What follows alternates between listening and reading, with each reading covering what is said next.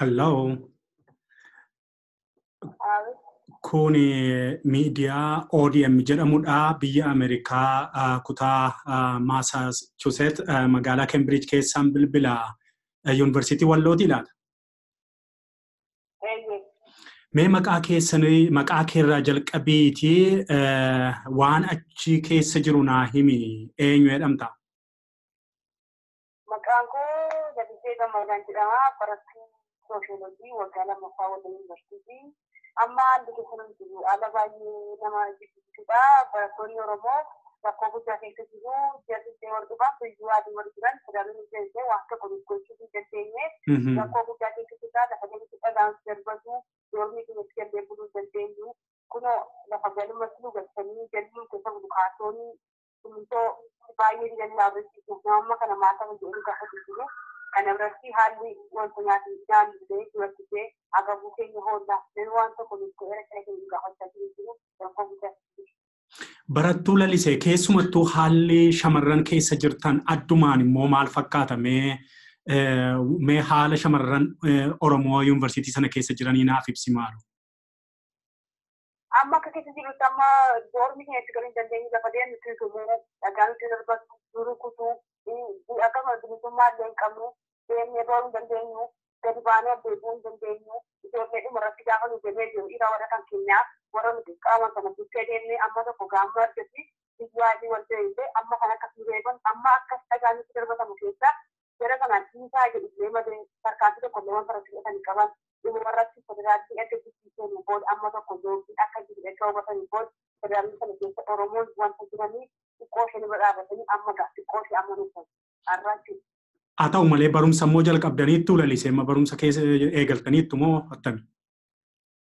Waan tokko barachaa jiru doormii keenyatti illee galaan jiru uffata illee jijjiirachaa jiru.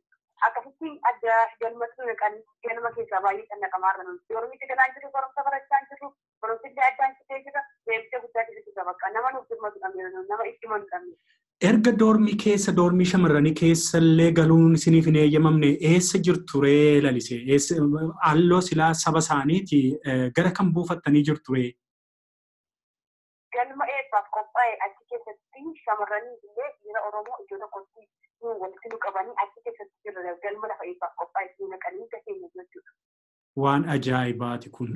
Mee dhaamsa dabarfattu yoo qabaatte Lalisee carraadhuma kanaan?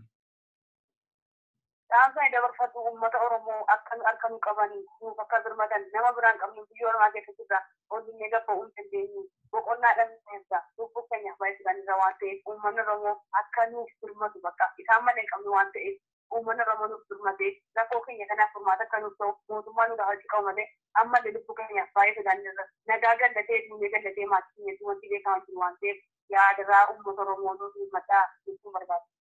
Ulfaadhu baay'ee fayyaa ta'e Lalisee mee erga dhiironnis naannoodhuma sanatti galma tokkotti sin naqan jetta ta'e dhiironni ta keessaa namni si bira jiru yoo jira ta'e itti naa kennitaa laata telefoona?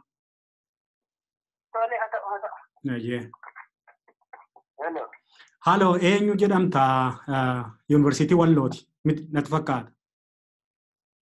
Yuunivarsiitii Walloodha. Beekumaa wal jiraan jedhama.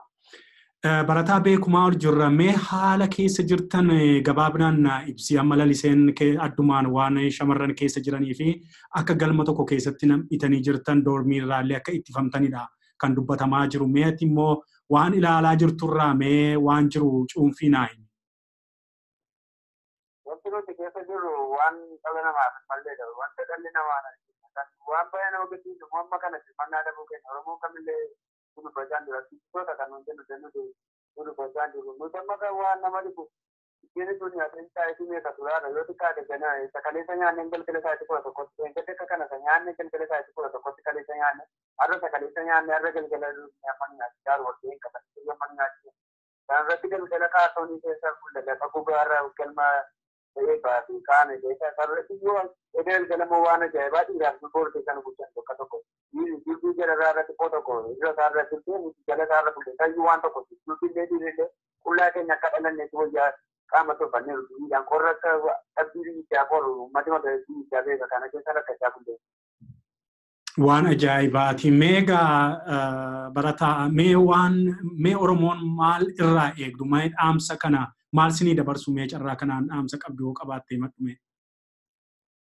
Nuti dhaamsa nuti qabnu injiin karaa hundumaallee akka nu dirmatan tokko nuti aktivistoota kennana nu biyya keessatti argannu namooti nu guguddaa dhaggeeffate namni maqaa keenya dhaaru jiru. Hanga har'a xiqqoo ishee federaalli xiqqoo ishee galee amma tokko duraa qabbane har'a kan du'aa keessa galee ture humni hidhate alaati uummatni isaa hidhatee galee barataa isaanii ittiin ture nuti fuudhaa dhaggaa waaqayyo katarraa bokkaaroo itti gargar bitu humni tokko kun jiraatin sana irratti poolisiin isaanii irra goree nu reebu. Kanaaf iyyuu uummata Oromoo nuti hubachuu qaba. Ganama mana keessa bullee qorra keessatti kan nama kanuun bishaan mana keessatti nu reebu poolisiin isaanii namaan nu ilaalu wanta taanu dhameerra gara fitoodhaan irra teknookiraasii qopheessanii baddee nu bulchuu jedhu biyya bakka biraa nu bulchuu jedhu isaaniin araaran naan fuulee isaanii araara jinnaatti keessatti doonii nu bulchuu jedhu nuti barataa kuma sadii olidha kuma isaan keessa nu bulchuu fedheenya keessa barataa kana keessa moo bulchan arbejaacha tabaara maaloodha nu jedhan achi keessaa nu baasanii ammallee kan fuullaa arras fuullaa nu bulchuudhaaf bakkeetti nu baasaa doonii keenya keessatti dookimentiin ijoollee gubachaa amma har'a barataan guutaa baraa jedhamu kunuunfamee hospitaala jedhamu bakka bakka inni deemtee seera deemee jedhanii na poolisanii fuudhanii keessa jedhan kanaaf ijoolleen keessa turuu mina kanuu dirmaa ta'een na uummata Oromoodha.